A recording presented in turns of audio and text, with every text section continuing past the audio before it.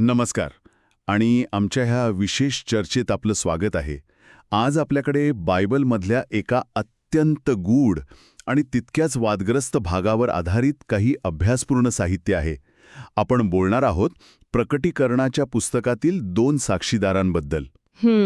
हे नक्की कोण आहेत, त्यांची कथा इतकी नाट्यमय का आहे आणि शेवटच्या काळात त्यांची भूमिका काय असेल. आजच्या चर्चेचं ध्येय हेच आहे की या स्रोतांच्या मदतीने या सगळ्या प्रश्नांची उत्तरे शोधायची. चला तर मग जरा खोलात जाऊन बघूया यात काय दडलंय. सुरुवातच करायची तर या 2 साक्षीदारांची ओळख समजून घेणं खूप रंजक आहे. कारण स्रोतांनुसार 2 साक्षीदार हे नाव असलं तरी ते फक्त 2 व्यक्ती नाहीयेत. अच्छा. हो, ही एक खूप मोठी, बहुस्तरीय आणि प्रतिकात्मक ओळख आहे. हे साक्षीदार म्हणजे खुद प्रकटीकरणाचे लेखक योहान यांचं प्रतीक आहेत. त्याचवेळी देवाचा शिक्का मिळालेले जे 1,44,000 निवडलेले लोक आहेत ते सुद्धा हेच आहेत. एक मिनिट थांबा. आणि तारलेल्या मानवांमधील जे पहिले फळ आहेत त्यांचंही हे प्रतिनिधित्व करतात. म्हणजे आपण 2 साक्षीदार म्हणत असलो तरी तुमच्या स्रोतांनुसार प्रत्यक्ष हा 1,44,000 लोकांचा एक प्रचंड मोठा गट आहे. अगदी बरोबर. ही तर खूपच वेगळी आणि धक्कादायक माहिती आहे. कारण सामान्यपणे 2च व्यक्ती डोळ्यासमोर येतात. बरोबर आहे. आणि म्हणूनच हा विषय इतका गुंतागुंतीचा आहे. 2 हा आकडा कदाचित त्यांच्या साक्षीच्या कायदेशीर वैधतेचं प्रतीक असावा. जसं जुन्या काळात 2 साक्षीदारांची गरज असायची की नाही. हो. पण त्यांची संख्या 1,44,000 आहे. आणि या सगळ्याची सुरुवात एका विलक्षण घटनेने होते. ते छोटं पुस्तक खाण्याने, बरोबर? अगदी बरोबर. छोटं पुस्तक खाण्याने. हो, याचा उल्लेख मी स्रोतांमध्ये वाचलाय. छोटं पुस्तक खाणे हे ऐकायलाच किती विचित्र वाटतं. म्हणजे हे शब्दशः घ्यायचं की याचा काही वेगळा अर्थ आहे? नाही. याचा अर्थ प्रतिकात्मक आहे. पुस्तक खाणे म्हणजे ज्ञान आत्मसात करणे. या स्रोतांनुसार याचा अर्थ आहे पवित्र आत्म्याद्वारे शिक्कामोर्तब होणे आणि शाश्वत सुवार्ता म्हणजेच देवाचा अंतिम संदेश पूर्णपणे समजून घेणे आणि स्वीकारणे. ओके. हे ज्ञान मिळाल्यानंतरच, ते पुस्तक खाल्ल्यानंतरच या 1,44,000 लोकांना 1,260 दिवस भविष्यवाणी करण्याची शक्ती आणि अधिकार मिळतो. त्यामुळे समीकरण असं आहे, योहान बरोबर 2 साक्षीदार बरोबर 1,44,000 शिक्कामोर्तब झालेले लोक. ठीक आहे. म्हणजे हे छोटे पुस्तक म्हणजे एक प्रकारची शक्ती किंवा ज्ञान आहे.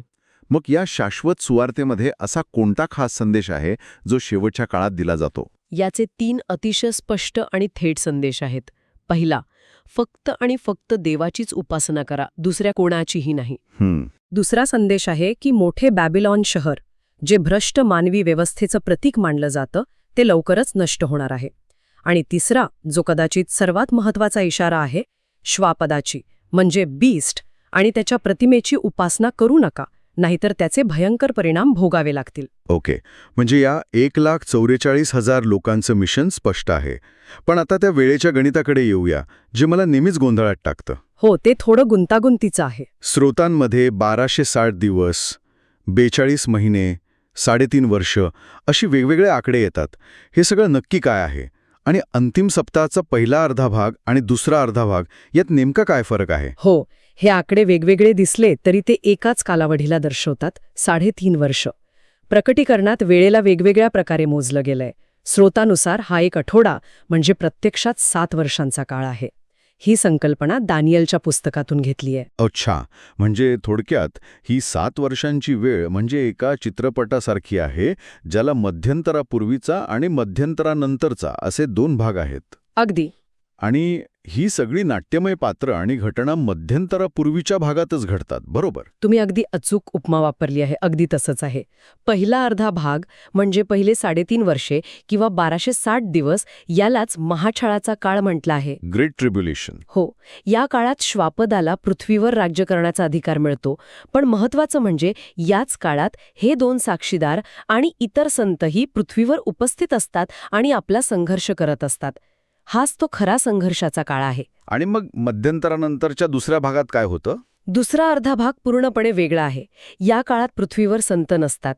पहिले पुनरुत्थान म्हणजे फर्स्ट रेझरेक्शन झालेलं असतं, ज्यात विश्वासणाऱ्यांना उचलून घेतलं जातं. ओके. त्यामुळे पृथ्वीवर फक्त तेच लोक उरतात ज्यांनी श्वापदाची उपासना केली होती. आणि त्यांच्यासाठी देवाने पाठवलेल्या 7 पीडा येतात. 7 प्लेग्स. हो, म्हणजे छळ संतांसाठी आहे आणि पीडा तुष्टांसाठी. हा, खूप मोठा फरक आहे. पण या काळाच्या सुरुवातीबद्दल काही मतभेद आहेत असंही स्रोतांमध्ये म्हटलंय, बरोबर? हो, तुम्ही बरोबर मुद्दा पकडला. दानिएलच्या पुस्तकाचा काहीतरी संदर्भ आहे? हो, दानिएलच्या पुस्तकातील 9.27 या वचनाच्या भाषांतरावरून काही मतप्रवाह आहेत. काहींच्या मते हा महाछळ 7 वर्षांच्या मध्यावर सुरू होतो. पण आपण ज्या स्रोतांवर चर्चा करत आहोत त्यांचं स्पष्ट मत आहे की नाही, तो पहिल्या अर्ध्या भागाच्या सुरुवातीलाच सुरू होतो आणि पूर्ण 3.5 वर्ष चालतो. ठीक आहे. म्हणजे हा चित्रपट सुरुवातीपासूनच ॲक्शनने भरलेला आहे. या पहिल्या 3.5 वर्षांच्या काळात पृथ्वीवर अक्षरशः युद्धजन्य परिस्थिती आहे. एकीकडे छळ आहे, दुसरीकडे भविष्यवाणी.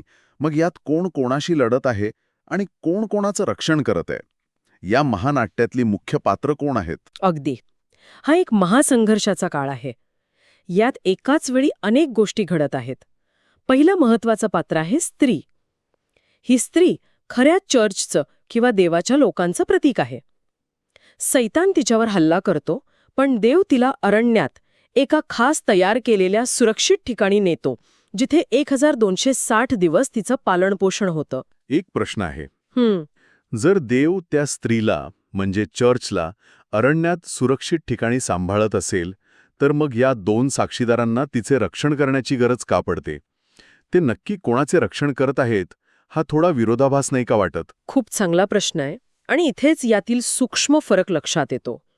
स्रोतांनुसार ती स्त्री जी अरण्यात जाते ती चर्चच्या एका विशिष्ट भागाचं, कदाचित तिच्या नेतृत्वाचं किंवा मूळ स्वरूपाचं प्रतीक आहे. पण पृथ्वीवर अजूनही लाखो संत किंवा विश्वासणारे लोक विखुरलेले आहेत. अच्छा. सैतान, ज्याला ड्रॅगन म्हटलं आहे, तो ह्या उरलेल्या संतांवर हल्ला करण्यासाठी समुद्रातून आणि जमिनीतून 2 श्वापदांना उभे करतो.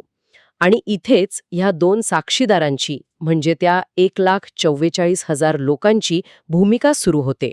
अच्छा, म्हणजे ते पृथ्वीवर राहिलेल्या विश्वासणाऱ्यांचे बॉडीगार्ड आहेत. अरे वा. म्हणजे एका बाजूला सैतानाची अकराळ विकराळ सेना आणि दुसऱ्या बाजूला हे 1,44,000 साक्षीदार. मग ते नक्की काय करतात या युद्धात? त्यांच्याकडे काही विशेष शक्ती आहेत का? विशेष शक्ती? त्यांच्याकडे अविश्वसनीय शक्ती आहे. स्रोतांनुसार त्यांना मोशे आणि एलिया यांच्यासारखे चमत्कार करण्याची शक्ती दिलेली असते. उदाहरणार्थ? जसं एलियाने पाऊस थांबवला होता, तसे ते त्यांच्या भविष्यवाणीच्या काळात पाऊस थांबवू शकतात. जसं मोशेने पाणी रक्त बनवलं होतं, तसं तेही करू शकतात.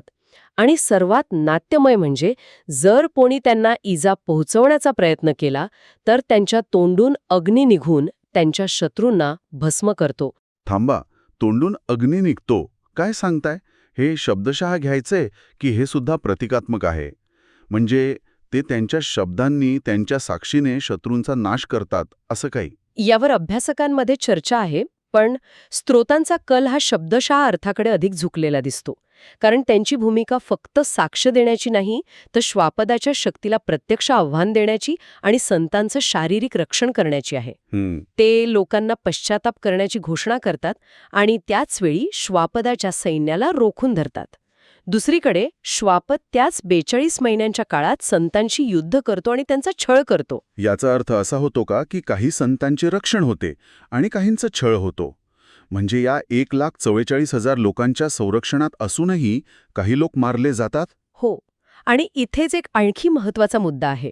स्रोतांनुसार सर्वच संतांचं रक्षण होत नाही. काही जण श्वापदाकडून मारले जातात आणि ते शहीद ठरतात.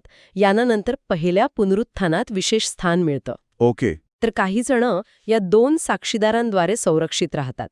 त्यांचा मृत्यू होत नाही, तर त्यांचं थेट जिवंतपणी रूपांतर होतं आणि ते उचलून घेतले जातात. म्हणजे शेवटच्या काळात विश्वासणाऱ्यांचे 2 गट आहेत. हो, एक शहीद होणारे आणि दुसरे रूपांतरित होणारे. हे सगळं एखाद्या महाकाव्यासारखं आहे. खूपच नाट्यमय. मग या 1260 दिवसांची भविष्यवाणी पूर्ण झाल्यावर काय होतं? हा संघर्ष कसा संपतो? जेव्हा त्यांचे 1260 दिवस म्हणजे त्यांची साक्ष देण्याचा आणि भविष्यवाणी करण्याचा काळ संपतो, तेव्हा एक निर्णायक आणि धक्कादायक घटना घडते. पाताळातून, ज्याला अथांग डोह म्हणजे अबिस म्हटलं आहे, तिथून आलेला श्वापद या 2 साक्षीदारांशी थेट युद्ध करतो आणि या युद्धात तो त्यांना जिंकतो आणि ठार मारतो. काय एवढी शक्ती असूनही ते मारले जातात? हो, कारण त्यांची साक्ष पूर्ण झालेली असते, त्यांच्या कार्याची वेळ संपलेली असते. त्यांच्या मृत्यूनंतर जे घडतं ते त्याहूनही जास्त धक्कादायक आहे. त्यांची प्रेते मोठ्या शहराच्या रस्त्यावर 3.5 दिवस पडून राहतात. मोठे शहर म्हणजे? हे मोठे शहर म्हणजे येरुशलेम, ज्याला आत्मिकरित्या सदोम आणि मिस्र असं म्हटलं गेलं आहे, तिथल्या आध्यात्मिक भ्रष्टाचारांमुळे. आणि जगाची काय प्रतिक्रिया असते यावर? जग त्यांच्या मृत्यूचा आनंद साजरा करतं. अक्षरशः उत्सव साजरा केला जातो. उत्सव? हो, कारण या साक्षीदारांच्या भविष्यवाण्यांनी आणि त्यांच्या शक्तीने लोकांना खूप त्रास दिलेला असतो. त्यांनी केलेल्या चमत्कारांमुळे आणि त्यांच्या पश्चातापाच्या घोषणेमुळे जगाच्या व्यवस्थेला हादरे बसलेले असतात. त्यामुळे त्यांच्या मृत्यूनंतर लोक सुटकेचा निश्वास टाकतात आणि एकमेकांना भेटवस्तू पाठवून आनंद व्यक्त करतात. जणू काही एखादा मोठा सण आहे. अगदी. अविश्वसनीय. पण इथेच कथा संपत नाही, बरोबर? नाही. कारण प्रकटीकरणाच्या पुस्तकात नेहमीच एक ट्विस्ट असतो. मग पुढे काय? अगदी बरोबर. 3.5 दिवसानंतर एक दैवी चमत्कार घडतो.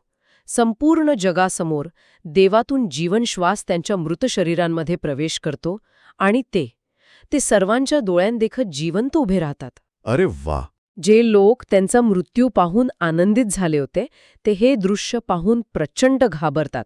त्यांच्या मनात दहशत निर्माण होते. आणि मग स्वर्गातून एक मोठा आवाज येतो जो सगळ्यांना ऐकू जातो, येथे वर या. आणि ते मेघावर स्वार होऊन त्यांच्या शत्रूंच्या डोळ्यांदेखत स्वर्गात जातात. त्यांचं स्वर्गात आरोहण होतं. आणि याचा पृथ्वीवर काय परिणाम होतो हे पाहून तरी लोक बदलतात का? लगेचच त्याच क्षणी एक विनाशकारी भूकंप होतो. त्या मोठ्या शहराचा 10वा भाग कोसळतो आणि 7,000 लोक त्या भूकंपात मारले जातात. बापरे! जे वाचतात ते घाबरून स्वर्गातील देवाला गौरव देतात.